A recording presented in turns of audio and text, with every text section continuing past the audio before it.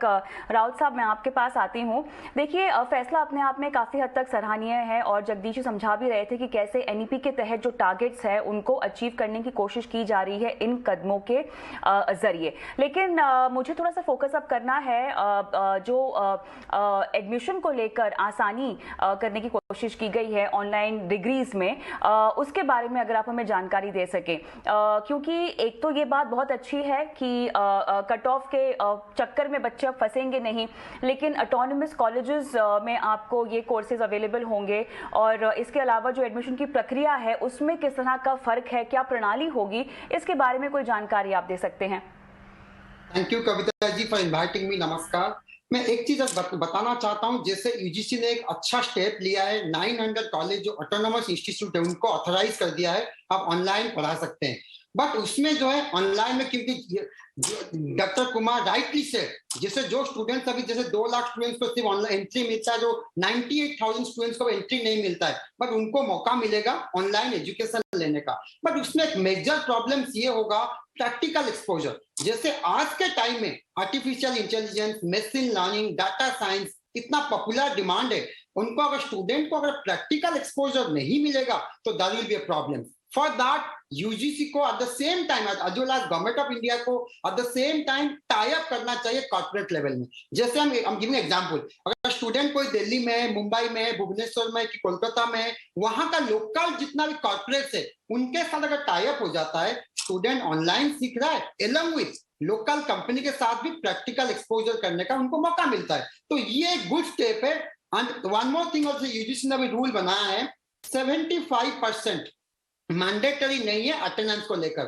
तो उसमें मैं पार्शियल इसलिए एग्री हूं, क्योंकि अगर स्टूडेंट्स पढ़ाई नहीं करेगा, अटेंडेंस को अटेंड नहीं करेगा क्लासेस, तो there will be an problems.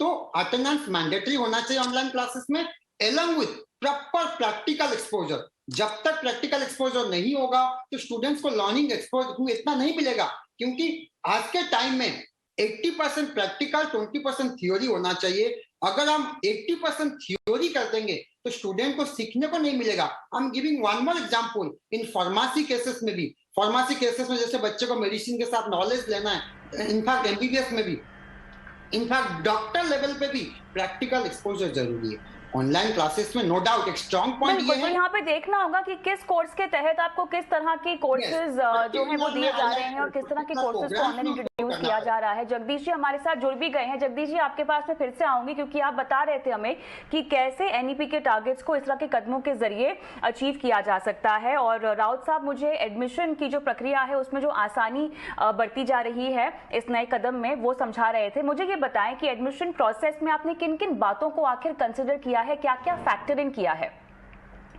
पहले हमारा ये नया मॉडिफाइड ऑनलाइन रेगुलेशंस में बच्चों को हम कोई कट ऑफ नहीं रखेंगे, सिर्फ पास होना चाहिए। किसी बोर्ड हो, +2 में पास होना चाहिए अंडर ग्रेजुएट प्रोग्राम में जाने की एडमिशन लेने के लिए।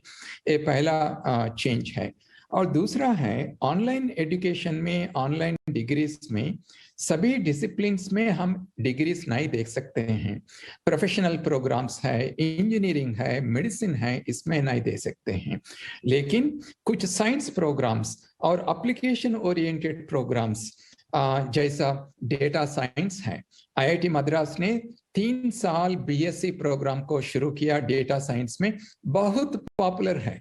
और इनको क्या चाहिए? सिर्फ access to computing via net and data, ये दोनों मिलके ये एक्सपेरिमेंट्स कर सकते हैं, टेस्टिंग कर सकते हैं। तो हम देखना कौन सा डिसिप्लिन्स में हम ऑनलाइन डिग्रीज दे सकते हैं जो जिसको बहुत एम्प्लॉयबिलिटी है और जॉब प्रॉस्पेक्ट्स है। देखिए पब्लिक हेल्थ होगा, कंप्यूटेशनल बायोलॉजी होगा, ये बहुत इंपॉर्टेंट सब्जेक्ट्स हैं। इसमें कोई प्रैक्टिकल लैब में जाके कुछ एसिड्स मिलके एक्सपेरिमेंट करने का जरूरत नहीं है। एक कंप्यूटेशनल और डेटा इंटेंसिव है। फाइनेंशियल मैनेजमेंट जैसे प्रोग्राम्स जिसमें एक्सपेरिमेंटल और लैब एक्सपीरियंस का जरूरत नहीं है, वो तो हम जरूर ऑनलाइन डिग्रीज दे सकते हैं। और देखिए ऑनलाइन डिग्रीज में क्वालिटी मेंटेन करना बहुत जरूरत है। फिजिकल क्लासेस में जो फेस टू फेस इंटरेक्शन होता है ऑनलाइन कोर्सेस में नहीं होगा। उसीलिए जब हम हमारा बजट में डिसाइड किया डिजिटल यूनिवर्सिटी को एस्टैब्लिश करने के लिए, ये डिजिटल यूनिवर्सिटी में हब और स्पोक मॉडल से हम इसको एस्टैब्लिश करेंगे। और स्पोक्स कौन होगा? some of the top institutes in our country, IITs हो, NITs हो, IISERs हो, और some of the best universities outside the country also. इनके पास जो बहुत अच्छी डिजिटल कंटेंट है वो पूरा हम सोर्स करके हमारा स्टूडेंट्स को अवेलेबल करेंगे। ये डिजिटल यूनिवर्सिटी का मॉडल है। और दूसरा, जो अच्छी यूनिवर्सिटीज हैं, NAAC में 3.26 एंड अबव ग्रेडिंग आया, नहीं तो NIRF रैंकिंग में पिछले 3 साइकिल्स में कम से कम 2 साइकिल्स में इनको विदिन 100 रैंक आया। ऐसी कॉलेजेस को हम, ऑटोनमस कॉलेजेस को हम ये ऑनलाइन डिग्रीज देने के लिए सुविधा करेंगे। इनको यूजीसी के पास आके अप्रूवल लेने का जरूरत कॉलेजेस को लेकर भी जगदीश जी बहुत कंफ्यूजन है। पिछले दिनों हमने देखा बहुत सारी ऐसी फेक इंस्टीट्यूट्स या कॉलेजेस भी अपने आप खड़े हो गए हैं। कोविड के दौरान दरअसल हमने ऑनलाइन कल्चर पढ़ाई का बहुत ज्यादा चलते हुए देखा है, जिसकी वजह से ऐसे बहुत सारे कॉलेजेस हैं जो अपने आप ही रातों रात खड़े हो जाते हैं, इंस्टीट्यूट से खड़े हो जाते हैं और आपको ऑनलाइन कोर्सेज दे रहे हैं। ये जो आपने 900 ऑटोनमस कॉलेजेस का चुनाव किया गया है, ये किसके तहत किया गया है? किस तरह से ये सुनिश्चित हो कि हम जिस कॉलेज के जरिए ऑनलाइन कोर्स ले रहे हैं वो एक सही कोर्स है, हमें ठगा नहीं जा रहा है और हम कोई फेक डिग्री नहीं ले रहे हैं? हाँ, करेक्ट, बिल्कुल सही है आप जो कह रहे हैं। देखिए, इसमें 2 चीज हैं। जो ऑटोनमस कॉलेजेस और यूनिवर्सिटीज जिन्होंने NIRF रैंकिंग विदिन 100 होना चाहिए, नहीं तो NAAC का 3.26 एंड अबव ग्रेड होना चाहिए। ये दोनों है तो हमको पता है ये अच्छी यूनिवर्सिटीज हैं, अच्छी कॉलेजेस हैं।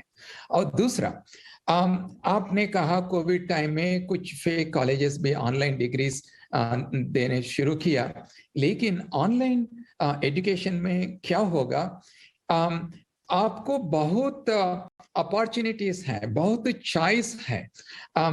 मान लीजिए IIT दिल्ली एक ऑनलाइन डिग्री दिया, JNU एक ऑनलाइन डिग्री दिया, और कुछ अननोन कॉलेज ऑनलाइन डिग्री की ऑफर किया। आप कौन सा कॉलेज को आप चूज करेंगे? आपको बहुत चॉइस है। आप अननोन कॉलेज को नहीं चूज करेंगे, IIT दिल्ली नहीं तो JNU को चूज करेंगे। ऑनलाइन एजुकेशन में क्या होगा, जो कॉलेजेस, जो यूनिवर्सिटीज अच्छी क्वालिटी एजुकेशन देंगे, स्टूडेंट्स उसी कॉलेजेस को जाएंगे, और जो फेक कॉलेजेस हैं अपने आप वो खत्म हो जाएगा।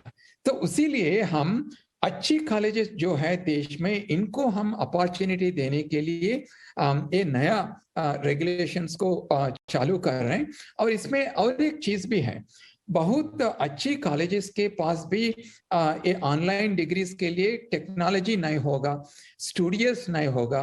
ये न्यू रेगुलेशंस में हम ये भी कह रहे हैं, आपके पास इंटेलेक्चुअल नॉलेज है, इसको आप ये इंटेलेक्चुअल नॉलेज को आप कन्वर्ट करके ऑनलाइन डिग्री देना चाहिए तो आपको 2 चीज करना पड़ेगा। एक, पहले ये डिजिटल कंटेंट को आप, इंटेलेक्चुअल नॉलेज को आप डिजिटल कंटेंट को कन्वर्ट करना है। इसमें एनिमेशन चाहिए, ग्राफिक्स चाहिए, गेमिंग चाहिए, और online on the spot test चाहिए। सिर्फ आप लेक्चर देंगे को एक वीडियो देके ऑनलाइन प्लेटफॉर्म में रख के इसको ऑनलाइन क्लासेस कहेंगे, ऐसा नहीं। हम AI based evaluation, AI based education, ये पूरा हम इसमें इंक्लूड करना है। ये टेक्नोलॉजी सबके पास नहीं होगा, एक चीज।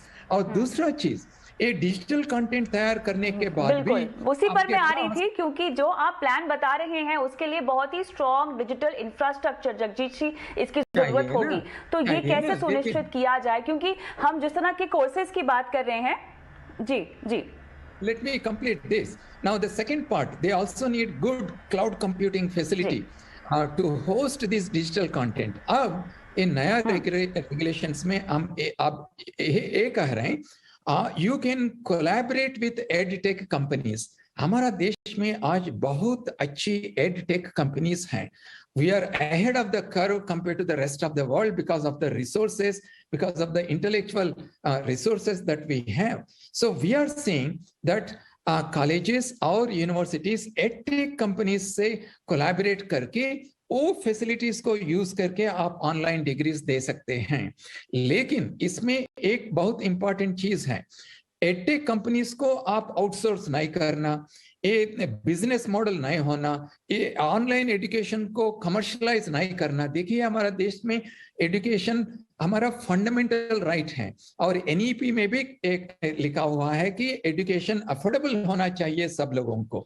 उसीलिए हम ये रेगुलेशंस में कह रहे हैं आप कोलैबोरेट कर सकते हैं, वो टेक्नोलॉजी को यूज कर सकते हैं, लेकिन आप ही एडमिशन करना है, आप ही कोर्सेज को तैयार करना है और आप ही स्टूडेंट्स को एवेल्युएट करके डिग्रीज देना है. पूरा जिम्मेदारी आपका होगा, लेकिन वो एडटेक कंपनी का नहीं होगा.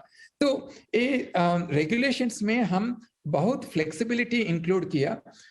और देखिए ऑनलाइन एजुकेशन में आजकल जो वर्किंग लोग हैं इनको भी ऑनलाइन एजुकेशन का जरूरत है. बहुत रिपोर्ट्स ये कह रहे हैं कि ऑनलाइन वर्किंग फोर्स जो है, वर्किंग एम्प्लॉइज जो है, इनको भी स्किल्स अपग्रेड करना बहुत इंपॉर्टेंट है. लेकिन वर्किंग लोग कैसा कॉलेज जा सकते हैं, इसीलिए ऑनलाइन एजुकेशन बहुत यूजफुल है वर्किंग लोगों को भी.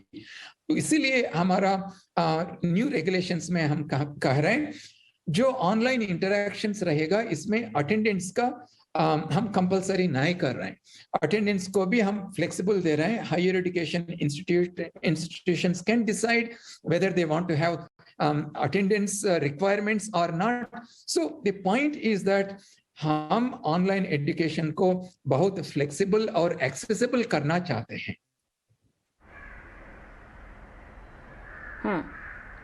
तो अब यहाँ पर सवाल यही खड़ा होता है, क्योंकि हम ऐसी रीच की बात कर रहे हैं जहाँ पे टियर 2, टियर 3 टाउन्स भी शामिल होंगे.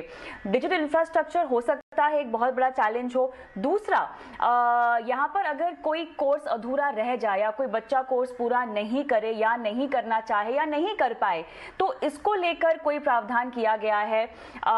किस तरह से ये इंश्योर किया जाए कि रेगुलरिटी ऑफ कोर्सेज जो है वो बनी रहेगी क्या इसके लिए? और एक और सवाल, अगर मैं कोई कोर्स चुनना चाहती हूँ, कॉलेज चुनना चाहती हूँ, तो क्या मेरे पास कोई ऐसी साइट है जहां पर मैं चेक कर सकूं कि क्या मेरा कॉलेज जिस पे मैं डिग्री लेना चाहती हूं वो इस ऑटोनमस कॉलेजेस की लिस्ट में है या नहीं?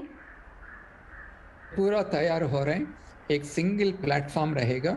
स्टूडेंट्स सिर्फ उधर जाके कौन सा कॉलेज में कौन सा डिग्री अवेलेबल है देख सकते हैं और रजिस्टर करके वो डिग्रीज को कर सकते हैं.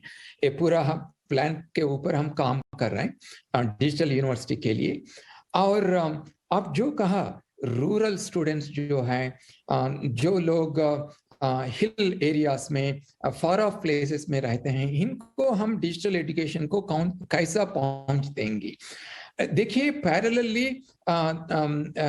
इंटरनेट कनेक्शन का भी काम चल रहे हैं. आपको पता होगा Bharat net is a big project. हमारा पास 2.6 लाख पंचायत हैं. भारत नेट में फाइबर ऑप्टिक कनेक्शन अभी तक हम 1.67 लाख पंचायत को हम पहुंच दिया. और दूसरा जो बच गया इनको भी हम फाइबर ऑप्टिक कनेक्शन देंगे. और जो जगह पे इंटरनेट कनेक्शन नए जा सकता है, हिली एरिया हो, कुछ रिमोट एरिया हो, उधर हम वीसैट से कनेक्शन करने के लिए, ब्रॉडबैंड कनेक्शन प्रोवाइड करने के लिए वो भी पैरेलल प्रोजेक्ट चल रहे हैं. और देखिए आप ट्राई का रिपोर्ट देखें तो, पिछले महीने का रिपोर्ट देखें तो हमारा देश में अब कम से कम 800 मिलियन ब्रॉडबैंड यूजर्स हैं. हमारा internet user base is increasing and fortunately many of them are youngsters.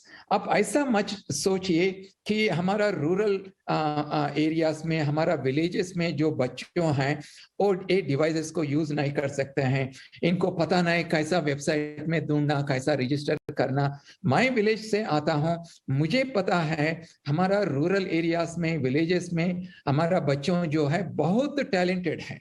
और एक प्रॉब्लम तो है डिवाइसेस, इनको हम लैपटॉप्स कैसा देंगे, स्मार्टफोन्स कैसा देंगे, इसके बारे में भी हम देखना बहुत जरूरत है। स्टेट गवर्नमेंट्स भी इसमें हेल्प कर सकते हैं। देखिए, एजुकेशन कॉन्करेंट लिस्ट में है, बहुत सेंटर और स्टेट गवर्नमेंट्स मिलके इसमें काम करना है। सेंटर तरफ से हम डिजिटल यूनिवर्सिटी तैयार करेंगे, सेंटर तरफ से हम रेगुलेशंस को सिंपल करेंगे और इंटरनेट प्रोवाइड करेंगे, वीसैट सैटेलाइट कनेक्शंस प्रोवाइड करेंगे। और स्टेट्स के तरफ से इन्होंने अपने अपने स्टेट्स में बच्चों को सिंपल लैपटॉप्स, स्मार्टफोन्स को प्रोवाइड कर सकते हैं। सब मिलके हमारा स्टेक होल्डर्स जो है, स्टूडेंट्स को अच्छी क्वालिटी हायर एजुकेशन प्रोवाइड करना हमारा जिम्मेदारी है। That is the only way our country can grow economically and socially, and all of us have to work towards that goal.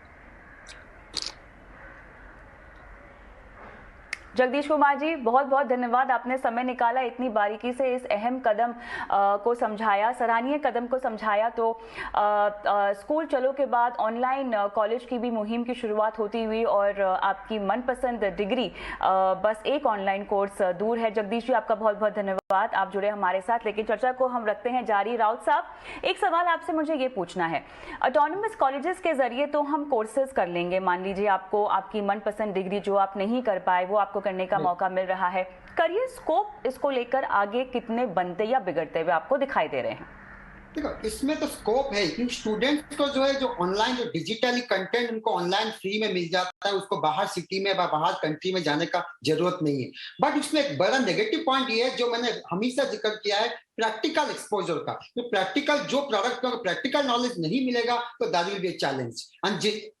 जैसे कि गवर्नमेंट ऑफ इंडिया ने अलाउ कर दिया 900 ऑटोनोमस इंस्टीट्यूट को, ठीक है, आप लोग एग्जाम भी कर सकते हैं, आप लोग पढ़ा भी सकते हैं, पर स्टूडेंट ने कितना नॉलेज लिया, ऑफलाइन में क्या है पता लग जाता है। स्टूडेंट अगर नहीं लिया, डाउट क्लास इमीडिएटली पूछता है। यहाँ पे अगर ऑनलाइन एजुकेशन को आप प्रमोट कर रहे हैं, आइदर जो डाउट क्लासेस के लिए एफएक्यू सेक्शन स्पेशली बच्चे के लिए रखना चाहिए, वो कितना नॉलेज उसने सीखा। एंड सेकेंडली, मॉनिटरिंग, स्टूडेंट ने कितना, एग्जाम के लिए भी आपने ऑनलाइन कर दिया, एग्जाम अगर हो रहा है ऑनलाइन, उसका मॉनिटरिंग एनटीए या यूजीसी या गवर्नमेंट ऑफ इंडिया प्रॉपर्ली कर रहे हैं कि नहीं कर रहे हैं। And the most important point is that, जैसे अभी डॉक्टर कुमार ने बताया, इंटरनेट, आजकल तो इंटरनेट सब जगह अवेलेबल है, बट आज के टाइम में जो नॉलेज के साथ साथ ना इम्प्लीमेंट करते हैं कॉर्पोरेट के साथ, कंपनी के साथ, इंडस्ट्री के साथ, ये सबसे बड़ा जरूरी है। जब तक ये नहीं होगा, लर्निंग के साथ साथ अगर प्रैक्टिकल एक्सपोजर, इंप्लीमेंटेशन पार्ट नहीं होगा। और एक चीज मैं बताना चाहता हूँ, गवर्नमेंट ऑफ इंडिया रूल बना दिया, दैट एक्सेलेंट। बिल्कुल, और यही एक बहुत बड़ा फोकस नेशनल एजुकेशन पॉलिसी में भी है, जिसको अमल में लाने की कोशिश की जा रही है। एक एक कदम करके मेरे ख्याल से हम आगे बढ़ सकते हैं और इसको हम पहले कदम की तरह मान सकते हैं, जो नेशनल एजुकेशन पॉलिसी के सपने को साकार करने की ओर बढ़ चुका है। राउत साहब, बहुत बहुत धन्यवाद आपका, आपने समय निकाला। कंज्यूमर किंग में मुझे भी इजाजत दें, आज के लिए इतना ही, नमस्कार।